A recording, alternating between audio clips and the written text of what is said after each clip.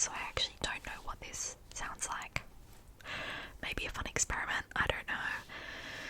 I thought today I would tell some stories, because I said it would be a channel not just for like reading, but like stories and things as well.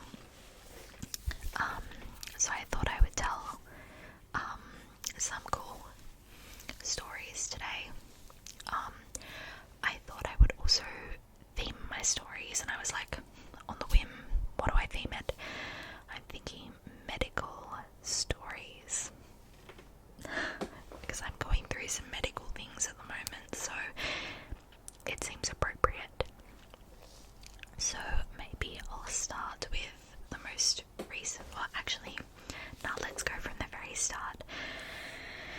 I'm an absolute klutz. I am so clumsy, and medical story wise, so many things have happened to me that are just so stupid as well. Like none of them are like cool stories. Like I didn't go kite surfing and like crack my head open or anything crazy like that. It is just so like, they're just so dumb. They're such dumb stories. So the first one, number one. The first story I have is the first time I actually cut myself open by accident, obviously. And which finger is this finger? This finger right here. And I actually do have a scar, but you probably can't see it. But it is definitely pretty clear and pretty there, like if you look at it. So the first time I was living at university, my first year living on campus, my first year of university, and I was with 3 other roommates, and 2 of my friends in my course. We decided that we were going to go to a drive-in movie, very old-fashioned of us, and we were going to go to a drive-in movie, and we had ordered our pizza to go, like we had our snacks, we had everything ready. It was like 5 minutes away from them coming to my door, and I was talking to this boy at the time that I didn't really have a crush on. I think I just liked the attention, I don't know, but we were sort of talking and Snapchatting. We had a little Snapchat streak. Love good Snapchat streak. And I was talking to this guy, and I thought, oh my gosh, I have to send a Snapchat. And we were going to a party that weekend, and I just bought these cool glasses, these sunglasses, and I thought, I need to take a picture of these sunglasses, but they, on the bridge of the nose, it had this little wire wrapping around it that's really difficult to get off. So I had hair on my nose. This wire wrapping that's like really difficult to get off, and I had a pair of scissors, and I was like trying to get the scissors under the wire, and I had my hand like this on the glasses, my finger out like this. This isn't the pair that I had. I no longer have the pair that I had then, but it's a pair of glasses. And along the these ones have cool Diamantes on them.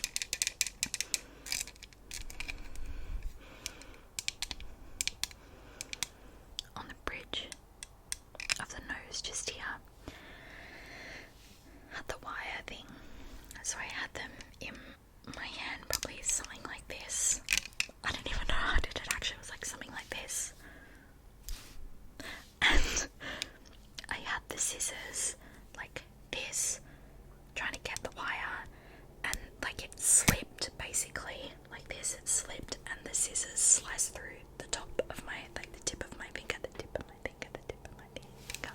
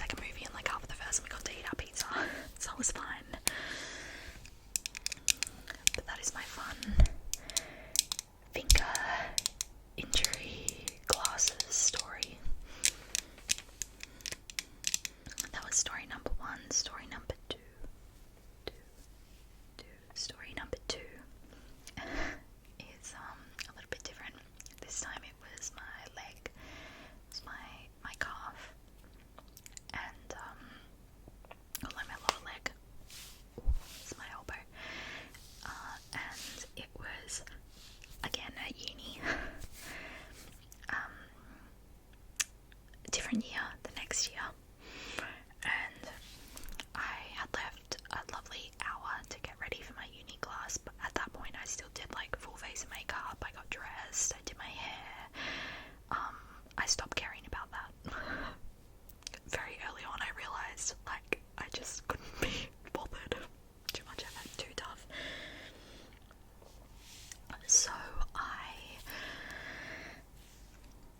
had to get to class and I was rushing in the shower and I was shaving my legs. And as I was like going, this is my leg, as I was going down with the shaver to start at the bottom to come up to shave. That might be a nice sound. I don't know. As I was starting the bottom to go up, I like went to go down and I accidentally diagonally sliced down my leg, probably about that much. Yeah, so probably about that much. I'm not exaggerating either, like it was long. Sliced diagonally down. And when I did it, I sort of just thought I'd again, like the first time, just nicked myself and I was like, oh, it's fine. But then I'm like going through the rest of my shower and it's just like waterfall pouring down with blood. And I was like, I don't think that's good. But I still had to get ready, right? So I'm doing my makeup and I'm doing my hair and I got dressed. All the while I had a towel on my leg because it was just like pouring with blood. And I'm like trying to like raise it, like lift it up, and I'm like hopping around my room getting ready. It was just like the stupidest thing ever. I look back and I'm like, I would never do that now. I'd just be like, right, straight to the nurse. Rude car. That always happens here. I'm not even that close to the street, but like you can hear them from a mile away and they're so loud. And it is Saturday night. And then I got to the doctor's on-campus doctor and the receptionists were there and I sort of just held my leg up and I was like, hey, I've got my leg open, and they were like, oh gosh. And then I saw the nurse and she cleaned it up and put a bandage on it and it did scar, sadly, but the funniest part about this story was, you know, she's like looking at it, she's like, this is pretty deep, like how did you, that was like a deep, it wasn't really a cut as such, it was like a deep like gash or a deep graze, and she goes, how did you do this? And I said, oh, I accidentally cut myself open with a razor. And she was like, oh. And I was like, oh, not on purpose. Accident, I was shaving and just absolutely, I'm just really clumsy and I've nicked it open. And she's like, okay. And then she tried to give me like, she's like, there are counsellors here if you need to talk, like if you need to. I was like, oh my gosh, I totally did not do this on purpose. Like it was so bad. She genuinely thought I had, you know, like SH'd, but I had not. The razor actually was rusty and I hadn't changed it in a while, and I was going really fast. So yeah, that was that fun little story. Another fun story that I have is a recent story, and I have really terrible veins. My veins in my arms are really deep, which means that they're very difficult to find. They're not surface veins that are easy to get into, and I've always had issues with getting blood tests and IVs and cannulas and that sort of thing. And I haven't had a lot of really bad issues until most recently, when I've needed a lot more of that for different medical reasons. And it got to the point where they found something in me that they needed to do an MRI for, to look deeper into it. And I'd recently had an iron transfusion a few months prior, and I had to go back twice, and it took 3 doctors and 1 nurse to get the cannula in. The second time around, 1 month in between, and they tried like 50 times and really bruised me and everything. I don't know if you can't really tell anymore. It's basically faded to a bit of a greeny yellow, and it's only a tiny bit, and it's not as obvious, but I had a big fat bruise on me from the most recent one. So basically what happened is I had to go in for an MRI, and they needed it with contrast, which I'm just dumb, and I've never had an MRI before, so I was just, I've watched, I'm like obsessed with Grey's Anatomy, so I don't know how I don't know this, but I was like, I just thought it was sitting on the MRI machine, but nobody actually told me that it was a dye that they inject into you through a cannula to light up that area a bit better when you're in the MRI. And so I went in and I was like, oh, you need to put a cannula in me. The girl was like, yeah, we have to like get you through the vein. And I was like, oh, okay, well, I didn't know this.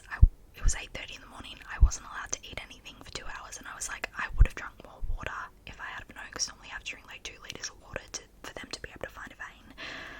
There's a lot of prep that I have to do with my veins because they are so terrible. And she was like, oh no, I'm sure it'll be fine. And I was like, honey, you don't know my veins. She tried twice, and then she said, not to toot my own horn, but I always get this. And I was like, oh, I will break you. That's what I do best. And so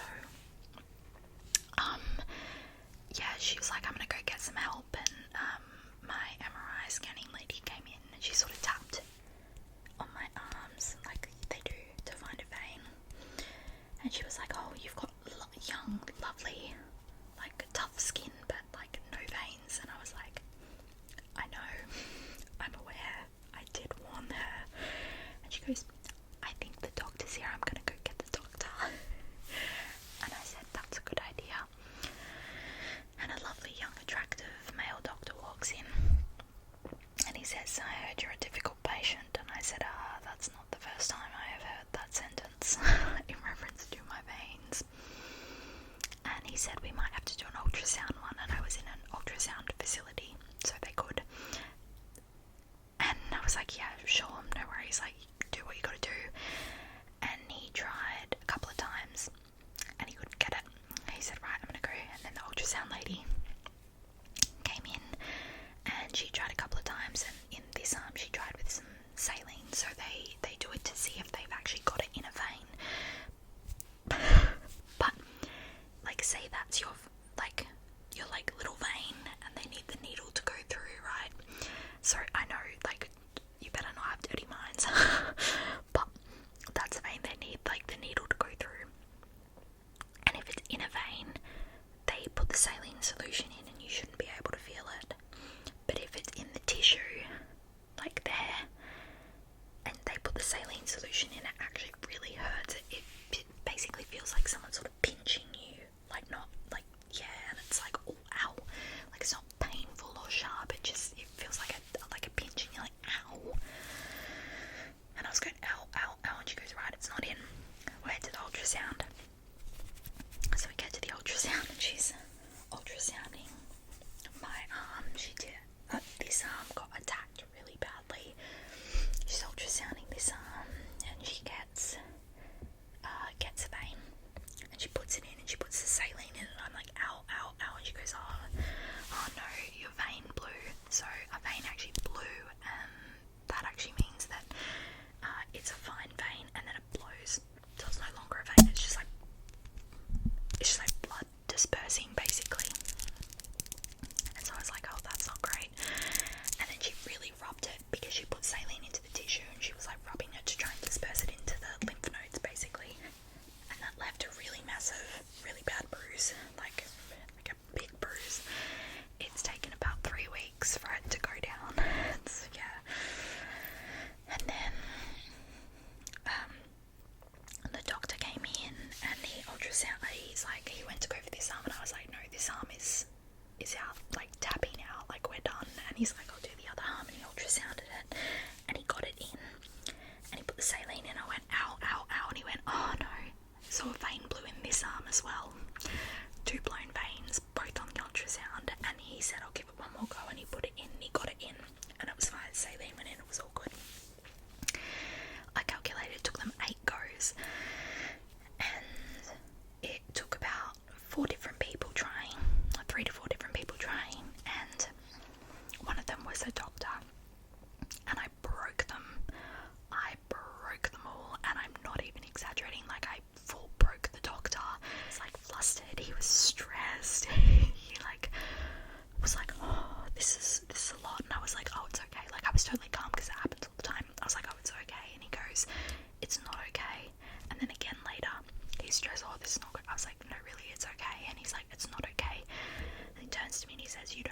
and how weird this is, and how rare this is. Like, especially with an ultrasound, that's like your last resort. It took us 3 goes. It should only take 1 with an ultrasound. Like, it's just like, you might think it's normal because it happens to you all the time, but it's so weird and rare for us. So I broke him. I broke them all. I was a really challenging patient for them, and they now have it written down on my file that I have really terrible veins. I think, like, looking back, like, the worst part about it was the fact that, like, by the time it got to the 8th go and they got it in, if they didn't, I don't think I would have been able to do it, because my body actually went into shock, and I didn't tell them that, and I didn't really realise myself until after looking back, but I started to shake. My whole body got a bit, like, cold, and I started to get really shaky, and I could feel myself doing this, and, like, I don't think they noticed, but I'm so glad they got it in, because, like, I would have had to say I'm sorry, but I can't. I'm not even scared of needles. I don't like to watch it go in, but I don't mind watching it go in, but I'm not scared of needles. I was completely fine. Like, I wasn't going to faint. I think it's just I've been poked and prodded that many times, and it, you know, it pinches, that my body was just like, oh, I can't do this anymore. It was so stressful, and then it was so cold in the MRI room. I asked for a blanket, and then the guy at the end told me that that was really weird. Like, nobody ever does that because people get really hot, and I was like, I don't know, maybe my body was just, like, actually in shock, and that's why I was so cold. But I listened to Taylor Swift, which was great, and during the MRI, and the lady was like, you've just made my day worse, and then put the squeezy buzzer in my hand and was like, this lets us know if you need anything, but try not to be any more dramatic than you already have been. And I was like, babe, like, I was the most chill out of everyone in there. What are you talking about? You were all stressed, I was calm, and, like, I shouldn't have been. But yeah, that was, like, crazy, and that's my most recent medical story. I have so many more as well. Maybe I'll tell one more. This is a fun one. My finger got infected a few years ago, and from biting and picking at my cuticles like an ADHD habit, and it got like a nail bed infection, and it was so bad, and I went to the doctor, and he prescribed me with antibiotics. Within a day I was back. I was like, it's gotten worse. He's like, yeah, it has. And I had to go back in the afternoon for a 3rd time and see him, and he was going to do a ring block where they block it, they numb it, and then they cut it open and just squeeze the pus out. But it was so infected that the anaesthetic, or the numbing solution, what do you call it? Is that anaesthetic? It didn't actually numb it because it was so infected, so he cut it open, he tried to squeeze it twice, and it was just so painful that I was screaming. He's like, I can't put you through this is just mean, I can't. So he sent me home for a day to see if it got better, but it didn't. It was, like, so badly infected. Like, if you've had an infection somewhere, you know that, like, it's like this dull ache and this sharp jabby pain, like someone's poking you with a pin, or like a knife, the tip of a, like, sharp knife or something. And it was so painful, and so I went in a day later. I was like, yeah, no change. And he's like, okay, I'll get you into surgery. And I saw the surgeon the next day, and then I went back that afternoon for surgery. So basically, I thought they were going to put me under. They didn't. They just put me on really good drugs. I don't do drugs, but if I could, I would pick these. It was, I think it was called, like, always forget it, propofane or something like that. I said to my anaesthetist, I was like, wow, these are really good drugs. And he was like, yeah, Michael Jackson was on them when he died. And I was like, yeah, well, I can see why. It was like being on 10 glasses of wine, and, like, everything felt like a good idea. Everything was great. For a lot of people, it's supposed to give you this overwhelming sense of calm, and, like, I got that, but maybe it's ADHD, I don't know. It actually made me super hyper. So while this arm is over here with my finger getting, like, operated on, I was just like talking, and I don't remember anything that I said. I remember like 3 things. And I was talking. All I remember is like the room was filled with nurses and doctors and like the anaesthetists and everyone, my surgeon. I just remember them laughing. So it was obviously funny, but I don't know what I said. And this arm had to be on my chest while this arm was getting operated on, but I kept like waving it as I was like talking. I was like talking with my hand, and the nurse behind me had to put my hand on my chest. In the end, she was like, "Courtney, I have to keep my hand on your chest." Like she had to hold it down because I just wasn't getting the message, and I wasn't holding it down. I was so busy talking. And the funniest part about the surgery was that at one point I looked at my surgeon and I was like, "Am I the funniest patient you've ever had?" And to humble me, of course it was to humble me, he said, "There's been one other." And I was like, "Where is he? I'll find him."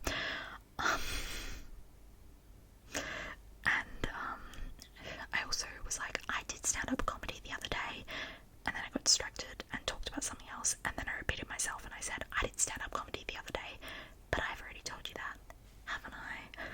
And they were like, "Yes, you have, Courtney." And I was like, "Okay then." Yeah, they're like the 3 things that I remember from the surgery. And then afterwards, my dad was like, "Oh, I'm here to pick up my daughter," and they were like, "Oh, Courtney, she's kept us very well entertained." So embarrassing. I don't even know what I said in there. I have no idea. But it was obviously funny. But yeah, there's some fun medical stories that I have. I definitely have more. So if you guys want to hear more of these sorts of talking stories and like story time about like fun facts or like medical story time or anything, make sure you comment or give it a thumbs up, or like let me know if you want more stories. Or like honestly let me know if you want more tapping on things like as I tell stories as well, because I haven't done a lot of tapping or anything. So if you like this video, make sure to give it a thumbs up, comment below about what you want to hear next. I will be reading chapter 3 and posting that as well of My Life with the Older Boys, which is the book we're reading at the moment. And yeah, thanks so much for those who have subscribed.